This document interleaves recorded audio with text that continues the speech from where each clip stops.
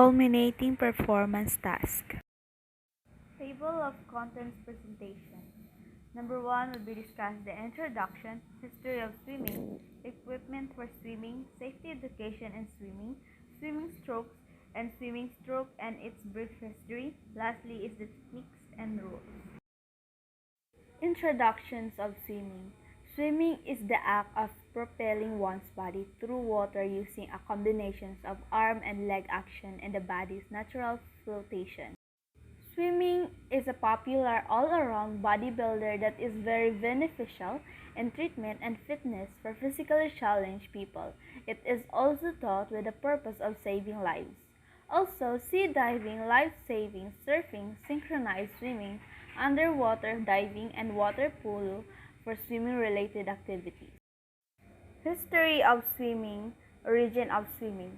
The origin of swimming civilization in ancient times. For the ancient Greeks, swimming was a measure of culture.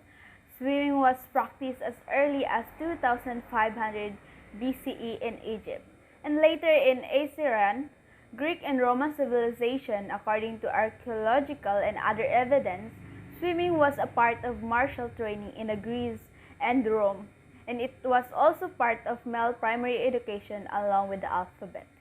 Swimming was eventually taught to children in the East and among the Pacific, literally maritime peoples. There are records of occasional races among the ancient Greeks, and a famous fighter trained by swimming. The earliest heated swimming pool is claimed to have been built by the Roman Gaius Maecenas in the 1st century BCE, before Japan was open to the rest of the world in the 19th century. Organized events were performed. Swimming was prohibited in Europe throughout the Middle Ages due to fears that it spread infection. An inaugural swimming championship was a 430-yard or 400 meters competition conducted in Australia in 1846. Between 1882 and 1889, national swimming federations were created in a number of European countries. Swimming was first nationally organized as a sport in the United States by the Amateur Athletic Union or AAU in 1888. FINA is an amateur scuba diving organization that was created in 1909. The Metropolitan Swimming Clubs of London, which began in 1869, eventually evolved into the Amateur Swimming Association, which governed British amateur swimming. Equipment for swimming. For a new swimmer, the swimming pool can be intimidating. There are also swimming gear considerations, in addition to the technical and speed aspects of swimming, which will bring you bewilderment and accomplishment no matter how excellent you get. Swimming appears to be a low-cost sport, and it is when done with the bare minimum of equipment. Only 3 items are required: the goggles, a cap, and a suit. Now, I'm going to discuss you the first equipment of swimming, which is the swimming goggles. The swimming goggles. The purists will protest that they don't need to sink in goggles, and while they aren't required, I can stress how important they are.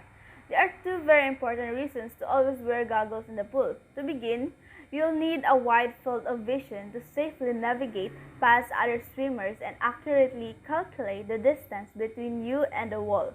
Underwater, the human eye has poor vision, first and foremost safely. Second, it will keep your eyes from being inflamed and red, while the blotchy redness fades rapidly once you exit the pool. The cause for it occurring in the first place is unpleasant. Chloramines are formed when chlorine and human waste, or sweat and other things mix. This usually causes our eyes to get irritated and agitated. The second is swimming cap. Swimming caps are worn for a variety of purposes, one of which is to keep your hair out of your face when swimming.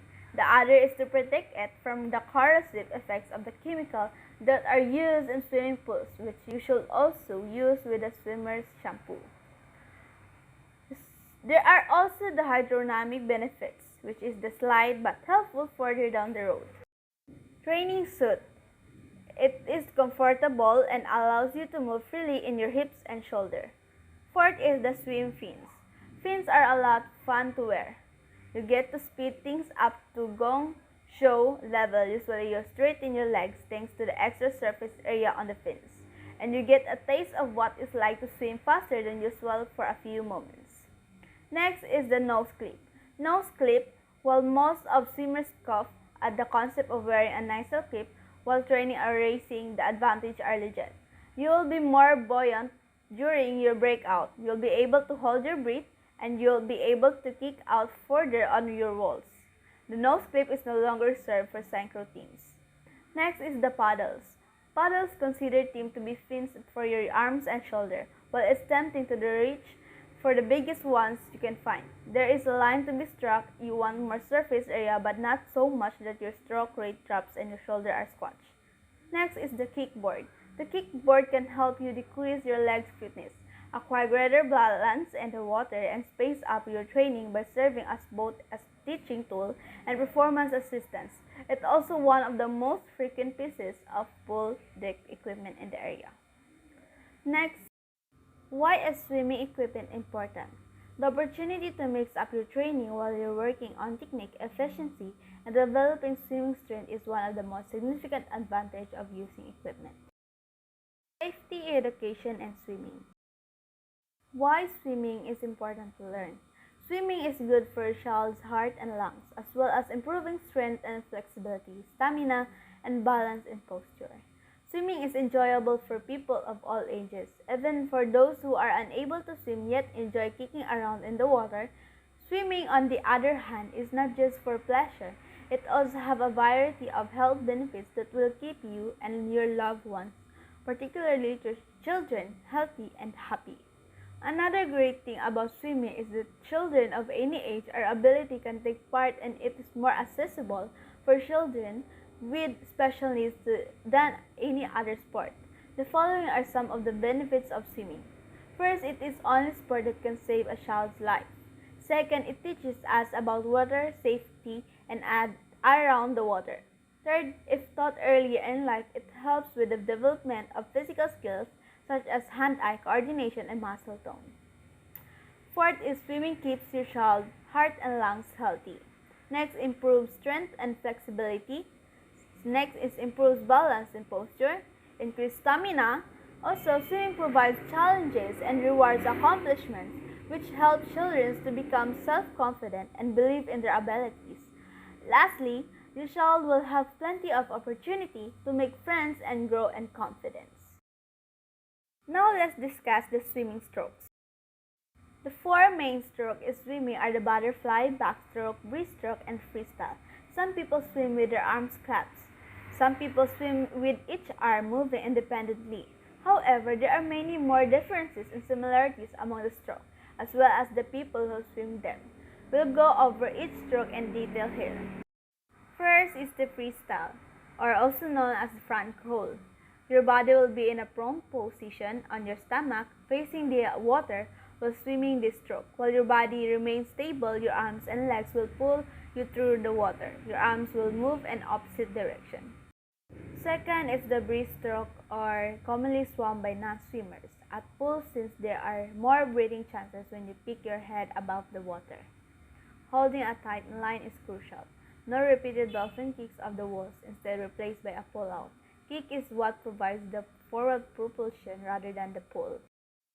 Third is the backstroke, which only stroke, not swum on your stomach. Constantly air access and ironically hyperventilate at midst due to not really having a set breathing patterns. Lastly is the butterfly stroke, which is particularly respected for their toughness. Flyers develop an iron heart. Next is the individual medley.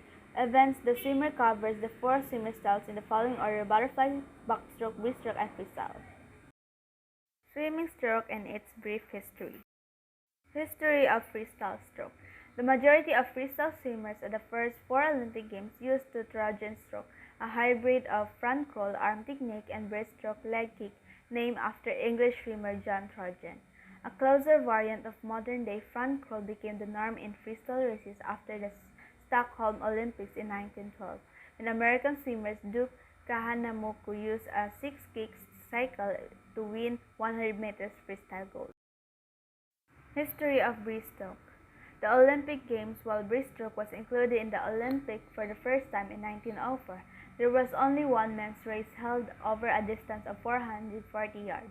The men's 200 meters breaststroke was held for the first time at the 1908 Olympic in London and has been contested at every Summer Olympics since, while a women's 200 meters breaststroke has been contested at every game since the 1924 Olympics in Paris.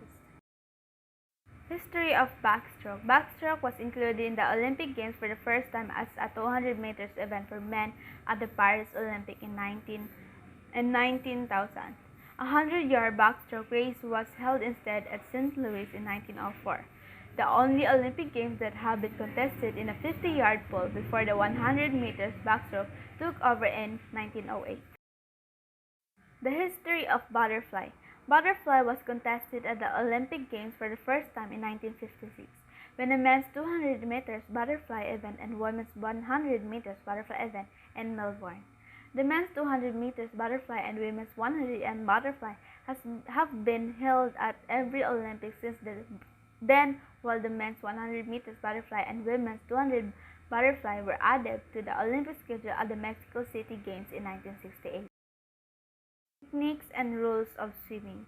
Swimmer must bring their arms forward over the water and pull them back under the water simultaneously. The head should consistently break the water surface for breath. Shoulders should be at or past the vertical position toward the breast.